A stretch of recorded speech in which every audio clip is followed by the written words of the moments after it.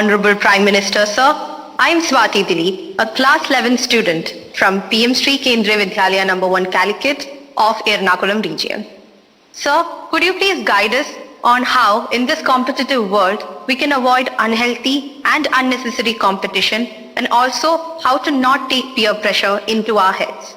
Thank you, sir. धन्यवाद स्वाति।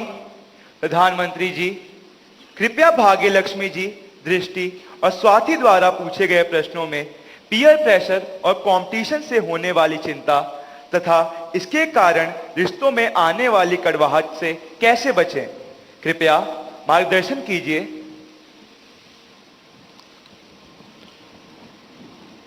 अगर जीवन में चुनौतियां न हो, स्पर्धा न हो,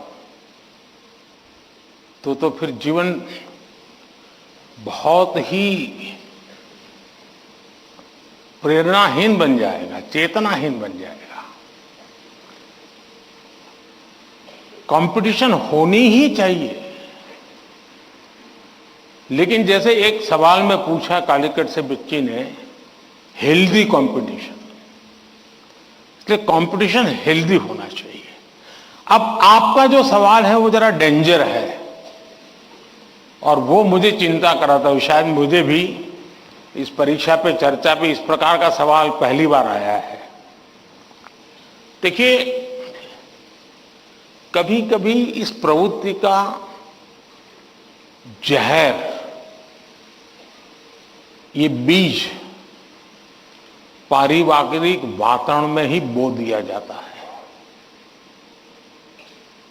घर में भी माँ बाप, दो बच्चे हैं तो दोनों के बीच में कभी एक के लिए अच्छा बोलेंगे, कभी दूसरे के लिए।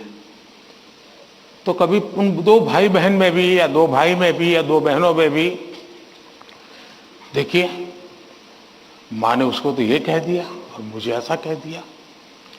एक इस प्रकार की विकृत स्पर्धा का भाव जाने अनजाने में परिवार के रोजमर्रा के जीवन में बो दिया जाता है।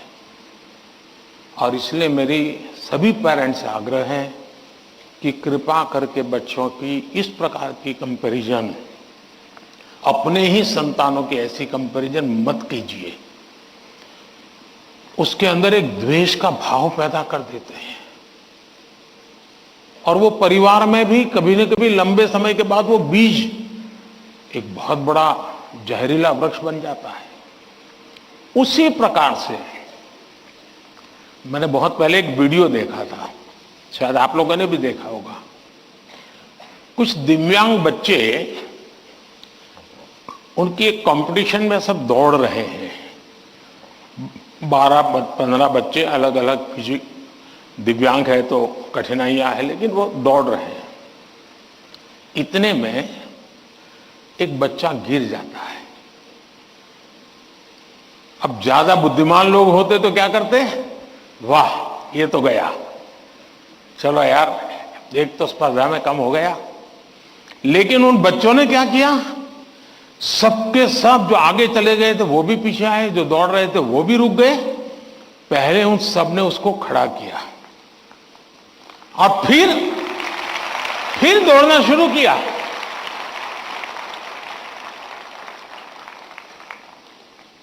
सचमुच में ये वीडियो दिव्यांग बच्चों के जीवन का भले होगा, लेकिन हम लोगों को भी ये बहुत बड़ी प्रेरणा और बहुत बड़ा संदेश दे देता है। अब तीसरा विषय है कि आपके दोस्त से आपको किस चीज की स्पर्धा है भाई? मान लीजिए 100 मार्क्स का पेपर है। अगर आपका दोस्त 90 ले गया तो क्या आपके लिए 10 मार्क बचा है क्या? आपके लिए 10 मार्क बचा है क्या? आपके लिए भी तो 100 है ना? तो आपको उससे स्पर्धा नहीं करनी है, खुद से करनी है, खुद से करनी है। कि वो 100 में से 90 लाया, मैं 100 में से कितना लाऊं। उससे द्वेष करने की जरूरत ही नहीं है।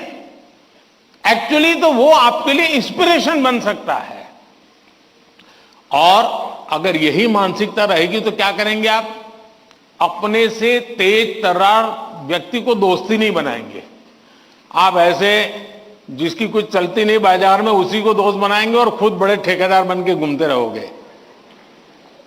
सचमुच में तो हमसे प्रतिभावान दोस्त ढूंढने चाहिए। हमने जितने ज्यादा प्रतिभावान दोस्त मिलते उतना हमारा भी तो काम बढ़ता है, हमारा स्पिरिट भी तो बढ़ता है।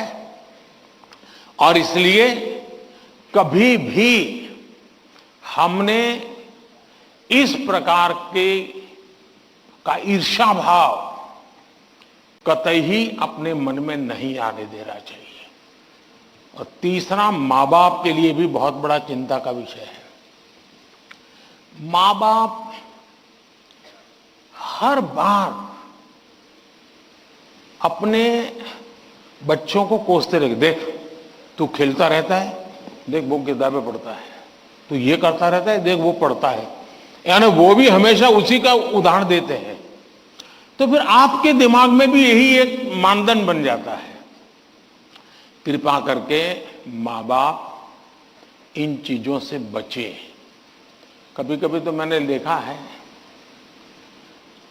कि जो माँ बाप अपने जीवन में ज्यादा सफल नहीं हुए हैं, जिनको अपने पराक्रम, अपनी सफलताएं, अपनी सिद्धियों के विषय में दुनिया को कुछ कहने को नहीं है, बताने को नहीं है, तो वे अपने बच्चों का रिपोर्ट कार्ड ही अपना विजिटिंग कार्ड बना देते हैं।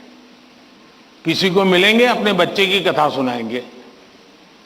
अब ये जो नेचर है वो भी एक प्रकार से बच्चे के मन में एक ऐसा भाव भर देता है कि मैं तो सब कुछ हूं, अब मुझे कुछ करने की जरूरत नहीं है।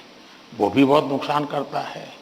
सचमुच में तो हमें अपने दोस्त में से ईर्ष्या भाव के बजाय उसके सामर्थ्य को ढूंढने का प्रयास करना चाहिए। उसके अंदर अगर मैथमेटिक्स में एक्सपर्टाइज है, मेरी कम है, मेरे टीचर से ज्यादा अगर मेरा दोस्त मुझे मैथमेटिक्स में मदद करेगा तो वो मेरी साइकी समझ करके करेगा, और हो सकता है मैं भी उसी की तरह मैथमेटिक्स में आगे जाऊंगा। वो अगर लैंग्वेज में वीक है और मैं लैंग्वेज में मजबूत हूं, मैं अगर लैंग्वेज में उसकी मदद करता हूं, तो हम दोनों को एक दूसरे की ताकत जोड़ेगी और हम अधिक सामर्थ्यवान बनेंगे। और इसलिए कृपा करके हम